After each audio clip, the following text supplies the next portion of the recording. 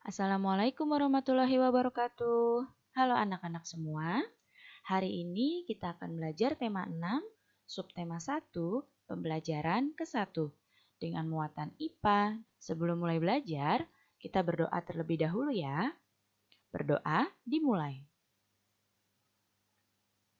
Berdoa selesai. Sudah siap untuk belajar hari ini? Kalau sudah siap, mari kita mulai belajarnya. Pertama-tama kita akan membahas muatan IPA.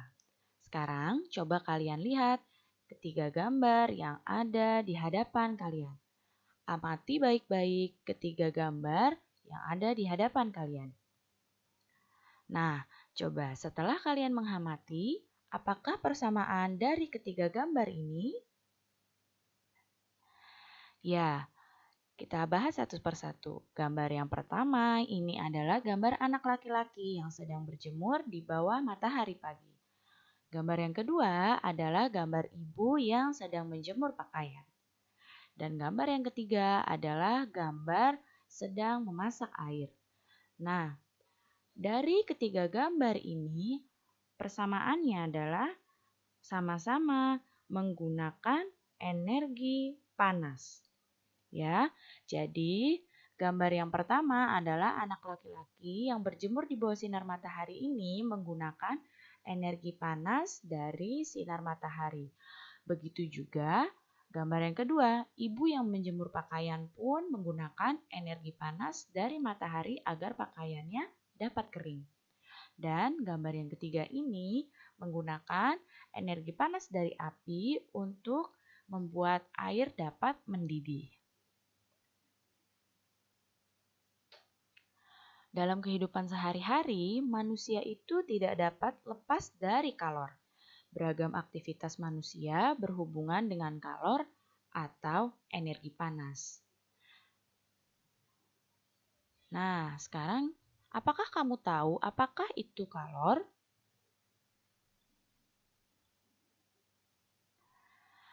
Panas atau kalor adalah energi yang berpindah akibat perbedaan suhu, ya. Nah, sumber energi panas adalah benda yang dapat menghasilkan energi panas. Apa saja sumber-sumber energi pada benda yang menghasilkan energi panas? Nah, sekarang diperhatikan baik-baik sumber energi panas. Sumber energi panas yang pertama adalah matahari. Nah, energi dari matahari diperlukan oleh tumbuhan hijau dalam proses pembuatan makanan yang disebut dengan fotosintesis. Nah, selain itu, energi matahari juga memiliki manfaat yang sangat besar. Contohnya seperti menghangatkan bumi. Nah, tanpa energi matahari, bumi akan sangat dingin. Kemudian, manusia juga dapat memanfaatkan energi panas dari matahari untuk mengeringkan pakaian, mengeringkan ikan, mengeringkan biji-bijian, dan juga membantu menguapkan air laut untuk menghasilkan garam. Kemudian, sumber yang kedua adalah api. Api ini adalah sumber energi panas yang lain. Banyak manfaat api bagi manusia. Api itu dapat menghangatkan tubuh kita dan juga dapat dimanfaatkan untuk memasak makanan. Sumber yang ketiga adalah listrik. Nah, saat ini listrik merupakan sumber energi panas yang praktis. Nah, energi dari listrik ini dapat diubah menjadi energi panas. Ada beberapa peralatan rumah tangga yang dapat menghasilkan energi panas dari listrik ini. Seperti contohnya setrika, itu mengubah energi listrik jadi panas. Kemudian ada dispenser, ada magicom, kemudian ada kompor listrik. Dan sumber energi panas yang selanjutnya ada gesekan antara dua benda. Nah, di sini ketika kamu kedinginan, kamu menggesekkan kedua tangan dan akan menjadi hangat, itu adalah contoh gesekan antara dua benda. Sekarang kita lihat gambarnya. Nah, ini ada contoh keluarga yang sedang memanfaatkan energi panas matahari untuk menghangatkan tubuh bayi, kemudian untuk menghangatkan tubuh orang tuanya, dan juga untuk menjemur pakaian. Kemudian api. Nah, bisa kalian lihat di sini sumber energi panas api digunakan untuk memasak dan juga untuk menghangatkan tubuh dengan api unggun. Listrik di sini benda-benda yang mengubah energi listrik jadi panas. Contohnya adalah setrika dan magicom. Gesekan antara dua benda. Nah, telapak tangan kita jika digesekkan lama-lama akan terasa hangat. Kalau kita sedang dingin, biasanya otomatis kita akan menggesekkan kedua tangan untuk menghangatkan. Dan juga gesekan antara dua benda adalah contohnya antara batu. Batu ini jika digesekkan dapat mengeluarkan api. Jadi ini ya sumber-sumber energi panas yang ada di sekitar kita. Sekarang coba lihat gambar minuman yang ditunjukkan oleh Lani. Nah, di sini Lani bertanya, apakah kamu pernah membuat teh panas atau es jeruk? Ya, mungkin kalian pernah membuat salah satu dari kedua minuman ini. Sekarang kita akan membahas muatan IPA.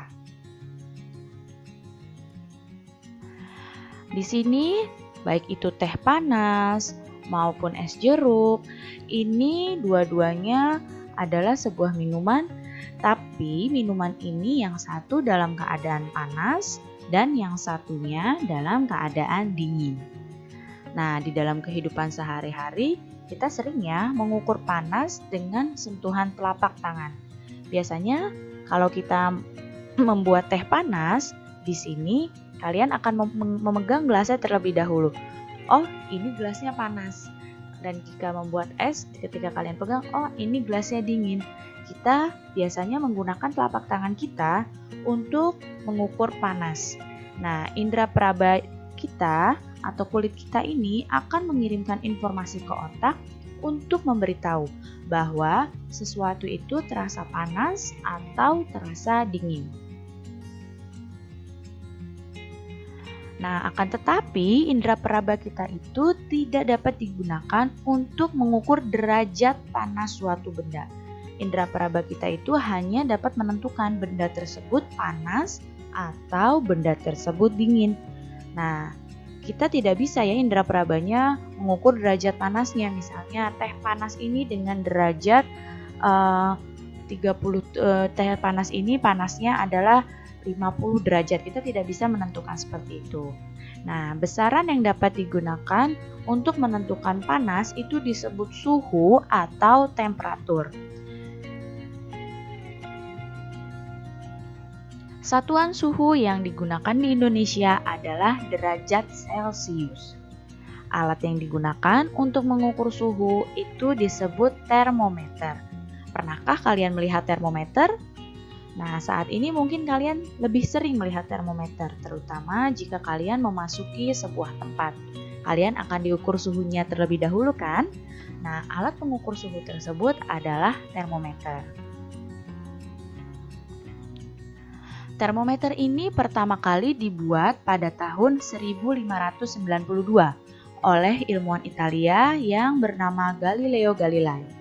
Termometer yang digunakan Galileo itu menggunakan udara dan air. Nah, kemudian pada tahun 1714, ilmuwan Jerman yang bernama Daniel Gabriel Fahrenheit membuat termometer yang berisi air raksa. Jadi lebih berkembang ya.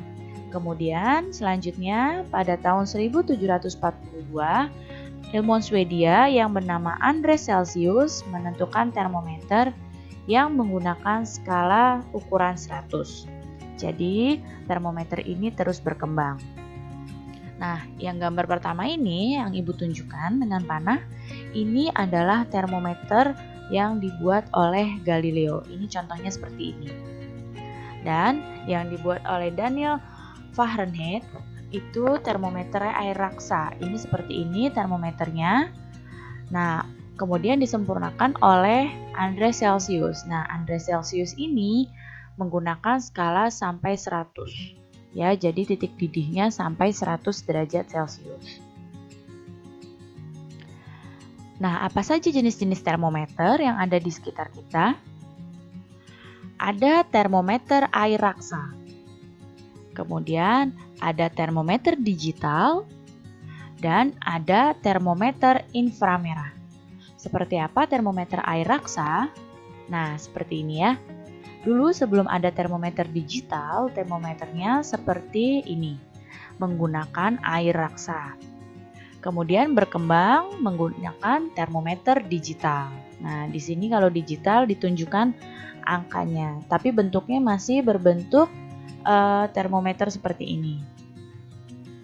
Dan suhunya ditunjukkan oleh digital seperti ini. Sekarang ada lagi termometer inframerah. Nah, itu sekarang ini termometer yang banyak digunakan untuk mengukur suhu seseorang jika ingin memasuki sebuah tempat. Ya, ini cukup diarahkan ke kulit kita dan akan keluar berapa panas tubuh kita. Baik anak-anak, cukup sekian ya penjelasan Ibu kali ini. Mudah-mudahan kalian dapat paham dan mengerti. Terima kasih anak-anak semua. Sampai jumpa lagi. Wassalamualaikum warahmatullahi wabarakatuh.